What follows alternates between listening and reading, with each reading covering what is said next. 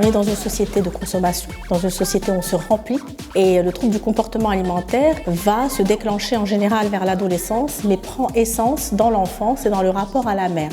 Donc aujourd'hui, la femme joue un grand rôle parce que dans le trouble du comportement alimentaire, que ce soit dans la boulimie ou l'anorexie, les premières relations et interactions maternelles jouent dans le déclenchement du trouble plus tard.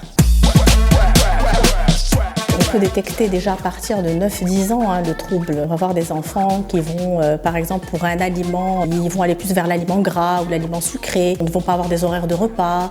C'est des choses qui se déclenchent mais qu'on nourrit également parce qu'il faut des rituels de repas, il faut des heures, on ne peut pas manger à n'importe quelle heure et tout ça.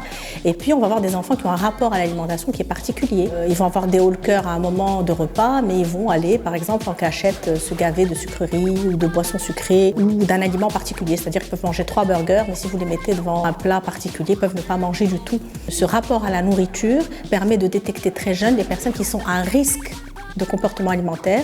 On aime faire manger les enfants. Un enfant en bonne santé est un enfant qui a de l'embonpoint et tout ça. Et puis, il y a la nourriture émotionnelle. C'est-à-dire, on est triste, on va manger, on gère nos frustrations de cette manière. On a une émotion positive, on va manger aussi. Et la gestion des émotions va se faire avec le produit. Ça ne va pas déclencher que les troubles du comportement alimentaire. Ça peut aussi déclencher des comportements à risque, addiction ou la prise de substances, ou un comportement d'achat compulsif, etc. C'est-à-dire, l'objet va venir nourrir l'émotion. C'était surtout les femmes, mais de plus en plus on voit des jeunes garçons qui sont atteints, qui vont être un peu plus émotifs, un peu plus féminins entre guillemets, puisqu'on parle de la femme aujourd'hui. Parce qu'aujourd'hui il n'y a plus, qu'on le veuille ou non, mondialement parlant, de frontières entre la personnalité féminine et masculine. Elles tendent à s'épouser de plus en plus. La prise en charge, c'est déjà ne pas dénigrer le trouble ou ne pas penser que c'est un comportement qui va passer, qui est l'apanage d'un adolescent, qui a beaucoup de souffrance. Il faut savoir que ça se traite. Ce sont des équipes en général multidisciplinaires.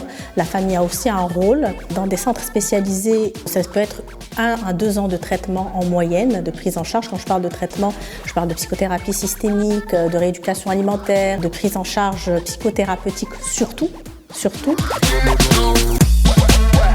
Aujourd'hui, on parle de la femme et de l'avenir. Plus rien n'est tabou. Rien ne mérite d'être tabou. La seule chose qui devrait être tabou, c'est ne pas prendre soin de soi.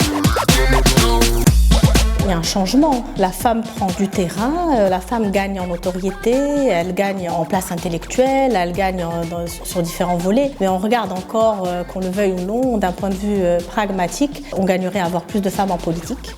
On gagnerait à être représenté par plus de femmes.